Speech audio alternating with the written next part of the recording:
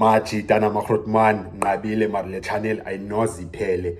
Kaizer Chiefs next match i-CAF Confederation Cup. Apha kule video ngizawuchaza 5 big advantages i-Kaizer Chiefs enazo for le game.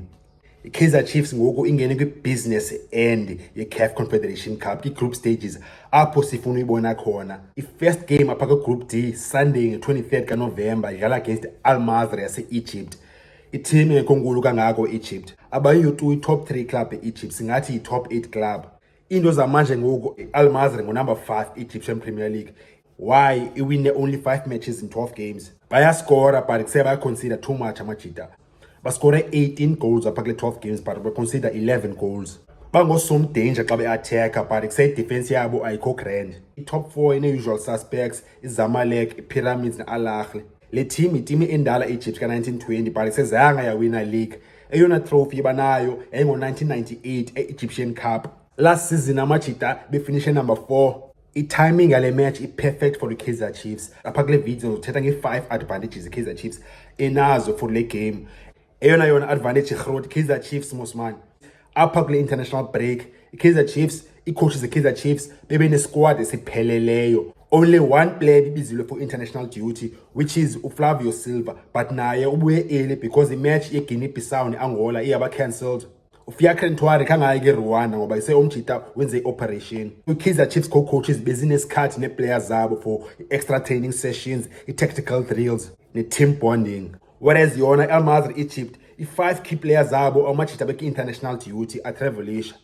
Bebelibele kuba sendleleni. Kaizer Chiefs yona ngeyazikhathi i-coaching yakhona iyaspana namajita apheleleyo eNaturena. So number 1 benefit Kaizer Chiefs enayo ngoku before le match is by players e-Kaizer Chiefs amajita fresh are recharged. Amajita fresh ziletters agrand physically na mentally after the break.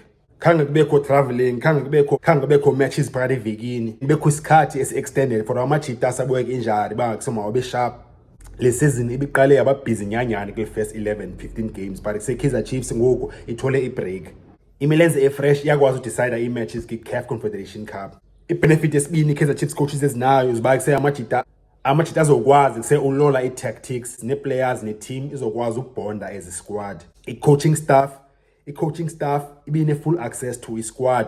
Bathole isikhathi esi-enough more than 2 weeks for uba maba-analyze i-mistakes ebezenzekile ki-past few games. Bakwazi ukututsa i-formations, bakwazi uspana nge-set pieces ezizoba key i-CAF Confederation Cup.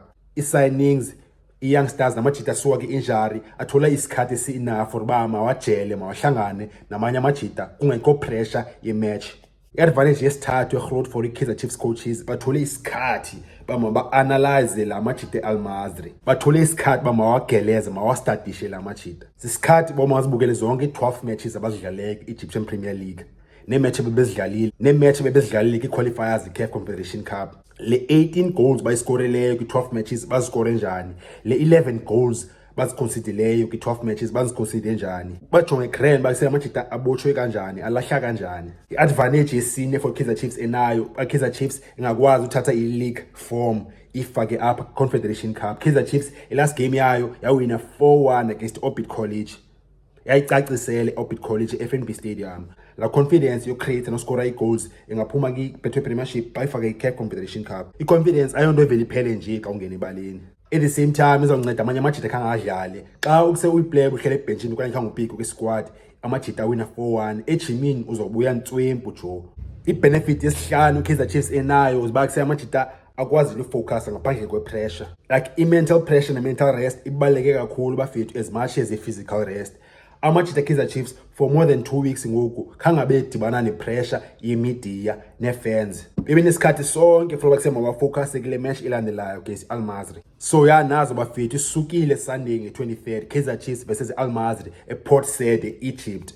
Kaizer Chiefs izoba i-fresh, izoba ithole isikhathi from when prepare for the match and kubalulekile i-CAF Confederation Cup uba i-start nakuyiphi na i-tournament uba mawustarte grand. Kaizer Chiefs esisikhathi esitholeyo amajita awanoyela ne-drop suppose uba ayele phaa abuye ne-3 points because of advantage ezi-5 enthethe ngazo abazitholeyo compared to Al Masry.